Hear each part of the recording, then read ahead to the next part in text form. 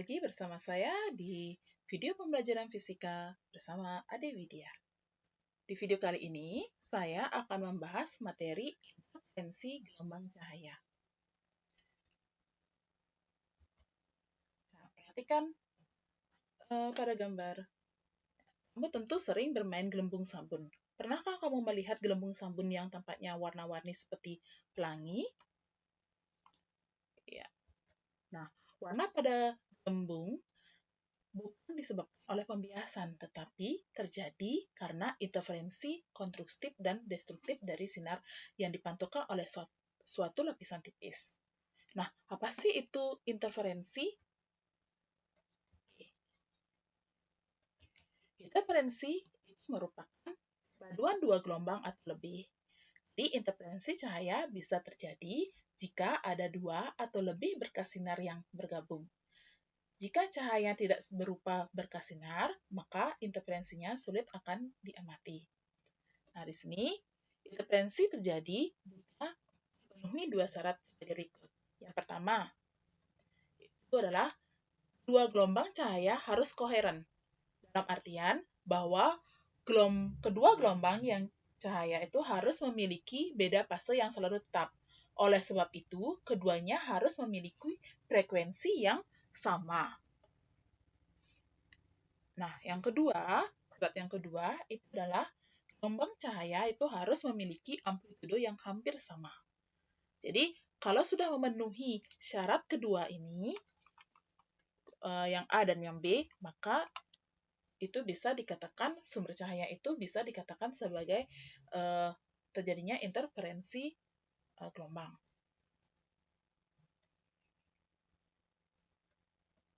Nah, di sini ada dua interferensi. Yang pertama itu adalah interferensi celah ganda.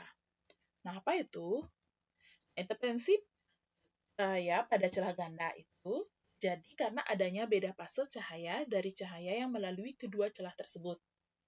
Jadi, beda fasenya itu sama ya, karena sumbernya satu.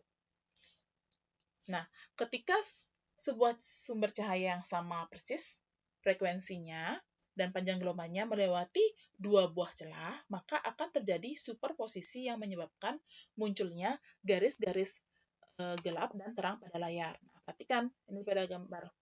Jadi ketika sumber cahaya ini melewati dia celah pertama dan celah kedua, maka ini akan menimbulkan terjadinya superposisi yang menyebabkan adanya garis-garis gelap dan terang pada layar ini. Ya, ada terang, gelap, terang, gelap, terang, gelap, terang, gelap, terang, gelap, terang, gelap, dan sebegitu. Ya, itu terjadi apabila, ingat ya, dua cahaya yang menyatu itu memiliki frekuensi dan panjang gelombang yang hampir sama, dan amplitudonya juga akan sama. Seperti itu ya. Nah, di sini ada interferensi maksimum. Jadi, interferensi maksimum itu terjadi apabila dua gelombang yang keluar dari celah bertemu pada suatu titik yang memiliki beda fase yang sama, atau beda lintasan yang ditempuh kedua gelombang itu merupakan kelipatan bulat dari panjang gelombang. Itu satu gelombang, dua gelombang, tiga gelombang, dan seterusnya. Nah, kalau terjadi seperti itu, maka itu termasuk dalam interferensi maksimum. Nah, di mana pola maksimum atau pola terang pada interferensi celah ganda dapat dirumuskan dari persamaan nih, E sin theta sama dengan M dikali lambda. Ya. Jadi, atau bisa juga dengan persamaan ini. E dikali D per L sama dengan M dikali lambda. Di mana itu merupakan jarak antara dua celah, ini, kedua celahnya. Theta itu merupakan sudut, ya. L itu adalah jarak celah ke layar, sedangkan P itulah jarak terang pusat ke gelap ke M atau terang ke M berapa. Misalkan jarak terang pusat ke gelap pertama atau terang kedua, gitu misalkan. Terus L-nya itu adalah jarak celah ke jarak. ke layar ya. Ya, M, sedangkan M-nya itu adalah orde pola interferensi dari 1, 2, 3, dan seterusnya. Nah, itu. Jadi, kedua rumus ini bisa digunakan itu tergantung dari soalnya seperti apa. Seperti itu ya. Nah, untuk yang interferensi minimum terjadi bila kedua gelombang yang keluar dari celah itu bertemu pada suatu titik yang memiliki beda fase yang berlawanan atau lintasannya itu ditempuh kedua gelombang itu merupakan kelipatan dari setengah panjang gelombangnya. Jadi setengah gelombang, 3/2 gelombang, 5/2 gelombang, dan seterusnya. Nah, jadi ini dapat dirumuskan ini ya. D dikali sin theta itu sama dengan M dikurang setengah kali lambda, panjang gelombangnya. Atau bisa dengan persamaan P dikali D per L itu sama dengan M dikurang setengah dikali panjang gelombang. Nah, untuk jarak pita terang atau gelap yang berurutan, ya, ini bisa dirumuskan P itu sama dengan lambda dikali L per D. Itu. Ini khusus untuk jarak pita terang atau gelap yang berurutan. Ya, sama ya seperti yang di interferensi maksimum. Jadi itu jarak antar celah ya, ini keterangannya. Nah, selanjutnya itu interferensi pada lapisan tipis. Nah, seperti pada video apa namanya itu di awal video ya, ada seorang anak itu bermain gelembung ya. Jadi bermain gelembung dari sabun itu termasuk ke dalam interferensi pada lapisan tipis. Ya. Jadi gelombang cahaya direfleksikan atau dipantulkan dari permukaan yang berlawanan dari film tipis seperti ini ya, pada gambar ini. Ya, perhatikan. Nah, jadi interferensi konstruktif di antara kedua gelombang yang direfleksikan dengan panjang lintasan yang berbeda terjadi di tempat yang berbeda untuk panjang gelombang yang berbeda juga. Nah, perhatikan ini. Jadi ini sinar datang dipantulkan, ini sinar pantulnya. Ini mata kita. Jadi itu akan terjadi dia interferensi konstruktif ya. Nah, cahaya yang menyinari permukaan sebelah atas dari film, nih ya, sebelah atas film tipis dengan tebal D, dengan tebalnya ini D, ini misalkan filmnya, ini kan dari dari gelembungnya ini, ya. Nah, dari tebal, ini tebalnya D, sebagian direfleksikan di permukaan sebelah atasnya, direfleksikan ke sini, dipantulkan. Nah, cahaya yang ditransmisikan melalui permukaan sebelah atas, sebagian direfleksikan di permukaan sebelah bawah. Ke bawah ini, ya. Ke bawah lagi direfleksikan. Jadi, kedua gelombang, yaitu S1 ini, S1 dan S2-nya, yang direfleksikan itu berkumpul di retina mata kita. Nah, kedua gelombang itu dapat berinterferensi secara konstruktif atau destruktif, tergantung dari hubungan fasenya. Jadi, warna-warna yang berbeda mempunyai panjang gelombang yang berbeda pula, sehingga interferensi itu dapat konstruktif untuk beberapa warna dan destruktif untuk warna lainnya. Itulah sebabnya mengapa kita melihat pita-pita yang berwarna seperti pelangi. Jadi kalau kita main gelembung itu kan kelihatan kayak berwarna seperti itu. Nah, itu terjadi karena adanya refleksi dari pantulan dari permukaan-permukaan yang berlawanan pada film tipis ini, ya.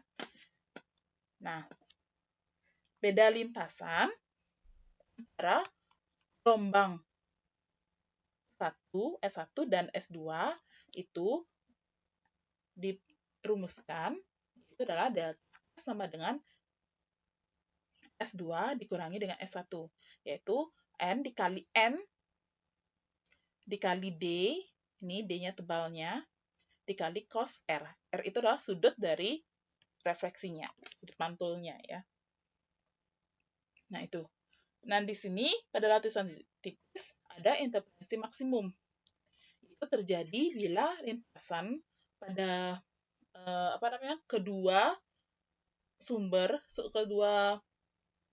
cahaya lapisan itu yang delta S-nya itu harus merupakan kelipatan bulat dari panjang gelombang. Itu mulai dari 0, 1, 2, 3, dan seterusnya. Jadi, tetapi karena sinar pantul di C mengalami perubahan fase setengah, maka persamaannya menjadi seperti ini. Delta S sama dengan M ditambah setengah dikali panjang gelombang. Ya.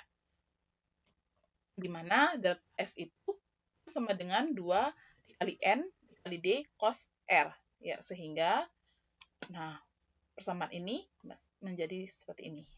Oke. Di mana itu merupakan indeks bias dari lapisan tipis, D itulah tebal lapisan tipis, R itulah sudut biasnya, sedangkan M itu adalah orde interferensi. Jadi dari 0, 1, 2, 3.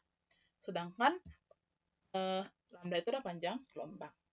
Nah, untuk interferensi minimum itu terjadi bila beda lintasannya itu harus merupakan kelipatan dari setengah panjang gelombangnya, dari 1/2 panjang gelombang, 3/2, 5/2, dan seterusnya.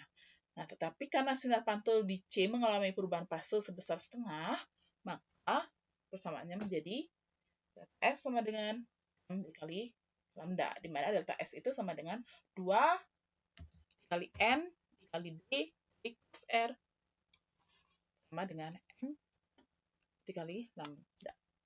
Nah, sama ya. Oke. Nah, itu untuk interferensi, baik itu dalam celah ganda dan interferensi pada lapisan tipis. Nah, untuk memahami lebih lanjut, kita akan ke latihan soal ya. Soal yang pertama, perhatikan. Ini sebuah celah ganda. Ya, celah ganda ya. Disinari dengan cahaya yang panjang gelombangnya itu adalah 600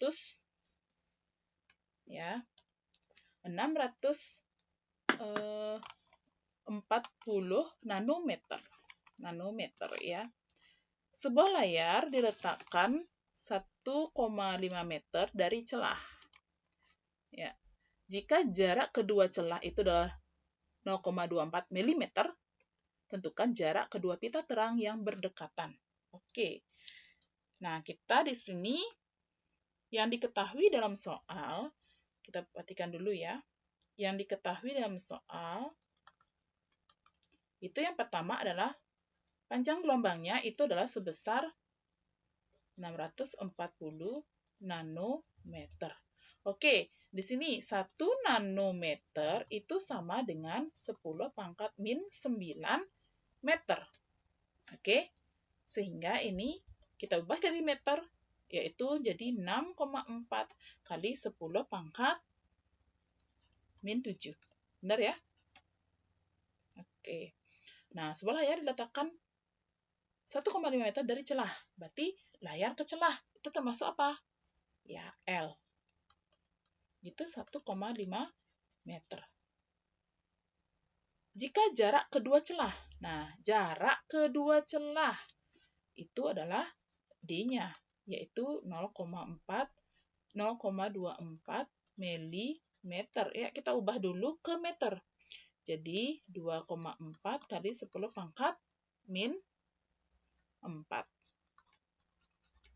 Oke. M-nya berapa? Ordenya berapa? Jarak kedua pita terang yang berdekatan. Berarti kedua pita yang berdekatan itu berapa? M-nya adalah ordenya 1 ya. 1. Oke. Yang berdekatan, kan kalau kita gambarkan seperti ini ya. Polanya seperti ini. Nah, anggap aja seperti ini pola tadi. Gelap, terang, gelap, terang. Terang ini sama terang ini itu yang berdekatan. Berarti ordernya 1. Itu. Oke. Nah, karena yang yang diketahui adalah panjang gelombang, lambda, L, D, dan M. Yang ditanyakan itu adalah jarak kedua pitanya. Berarti yang ditanya itu adalah P-nya. P-nya itu berapa? Jadi kita gunakan persamaan P dikali D per L itu sama dengan M dikali lambda. Yuk kita masukkan angkanya. P-nya dikali D-nya itu adalah 2,4 kali 10 pangkat min 4 per L-nya 1,5 sama dengan ordernya 1 dikali lambda. Oke. Lambdanya panjang gelombangnya ya. Oke. Panjang gelombangnya itu adalah 6,4, 10 pangkat min 7. Oke. Yang cari P-nya ya. Oke. Nah, jadi 2,4 bagi 1,5 itu adalah 1,6 kali 10 pangkat min 4P. Sama dengan 6,4 dikali 10 pangkat min 7. Ya. Sehingga P sama dengan 6,4 kali 10 pangkat min 7 dibagi 1,6 kali 10 pangkat min 4. Sehingga jawabannya berapa? Ya, 4 kali 10 pangkat min 3 meter. Nih, atau mau jadikan milimeter juga bisa. 4 milimeter. Kalau dalam soal esai itu boleh dalam meter, ya bisa milimeter. Tapi kalau dalam pilihan ganda, soalnya dalam pilihan ganda ya menyesuaikan dengan satuan dari pilihan ganda tersebut ya. Oke, nah itu untuk contoh soal yang pertama. Nah, kita lanjut ya. Contoh soal berikutnya. Suatu berkas cahaya monokromatis setelah melewati celah ganda yang jaraknya itu adalah 0,3 mm. Jadi ini D-nya. Ini kita ubah menjadi 3 kali 10 pangkat min 4 meter. Gitu ya. Oke. Membentuk pola interferensi pada layar yang jaraknya 0,9 dari celah. Jaraknya berarti L-nya ya. Ya. L-nya itu adalah 0,9 meter. Tadi D-nya itu adalah 0,3 mm. Itu sama dengan 3 kali 10 pangkat min 4 meter. Oke. Terus, jika jarak antara garis gelap kedua ke terang pusat sebesar 3 mm. Berapa panjang gelombangnya? Berarti ini P-nya. P-nya adalah 3 mm. 3 dikali, jadikan meter, 10 pangkat min 3 meter. Nah, ordernya itu adalah kedua ya. Oke. Nah, jadi dia dari gelap ke terang, berarti dia minimum. Ya, sehingga ya P kali D per L sama dengan ya M min setengah dikali lambda min setengah. P-nya kita masukkan 3 kali 10 pangkat min 3 dikali 3 kali 10 pangkat min 4. L-nya 0,9 sama dengan M-nya 2 dikurang setengah dikali lambda. Itu ya. Berarti ini 9 kali 10 pangkat min 7, ya kan? Kalikan 3 kali 3 9, min 3 tambah min 4, min 7. Ya, kalau kali kan pangkatnya ditambah ya. 0,9 itu berapa? 9 kali 10 pangkat min 1. Sama dengan ini berapa? 2 dikurangi setengah, itu 3/2 ya. 1/2 ya, 3/2 lambda kan bisa. Ini kita coret. Ini berarti jadinya 10 pangkat min 6 ya. 3/2 lambda. Maka lambda sama dengan 2/3 dikali 10 pangkat min 6. Ya, meter. Atau bisa desimalkan, itu adalah, kan 2/3 itu 0,67 ya. Ya. Atau 6,7 kali 10 pangkat min 7 meter. Nah, itu panjang gelombangnya. Oke. Kita contoh soal berikutnya. Nah, lapisan minyak ini termasuk ke dalam interferensi pada lapisan tipis ya. Interferensi pada lapisan tipis. Oke, perhatikan soalnya. Lapisan minyak yang tebalnya 60 nanometer terletak di atas permukaan air yang jernih. Cahaya jatuh tegak lurus pada lapisan tersebut. Jika diketahui indeks bias lapisannya 4/3, tentukan panjang gelombang cahaya yang digunakan agar tampak interferensi maksimum orde kedua pada cahaya pantul. Nah, di sini yang diketahui 60 itu apa? Ya, 60 nanometer itu adalah D-nya, tebalnya ya. 60 nanometer itu sama dengan 6 kali, ubah ya, 6 kali 10 pangkat min 8 meter. Oke. Terus R-nya itu adalah 0 derajat. Kenapa 0 derajat? Karena jika cahaya jatuh tegak lurus pada lapisan, maka cahaya tersebut diteruskan sehingga sudut biasnya nanti itu adalah 0 derajat. 0 derajat ya. Nah, indeks biasnya itu adalah 4/3 ya. Maaf. M-nya itu adalah ordenya 2. Oke, di soal ya. Yang ditanya di sini apa? Yang ditanya adalah panjang gelombangnya ya. Nah, maksimum interferensi maksimum orde 2. Oke. Yang maksimum berarti rumusnya adalah ini 2 dikali N dikali D cos R sama dengan M plus setengah dikali lambda. Itu kan? Oke, kita masukkan 2. N-nya itu adalah 4/3. D-nya 6 kali 10 pangkat min 8 dikali cos 0 derajat. M-nya itu adalah 2 ditambah setengah dikali lambda. Oke, ini kayaknya bisa disederhanakan ya.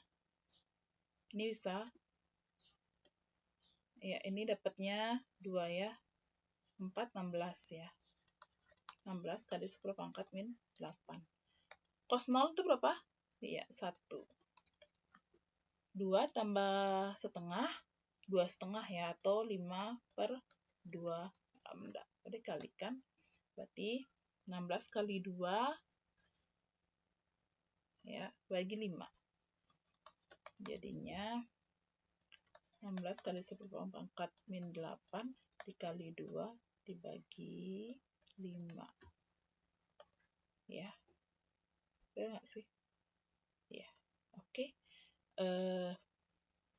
Itu adalah 6,4 kali 10 pangkat min 8 meter. Oke.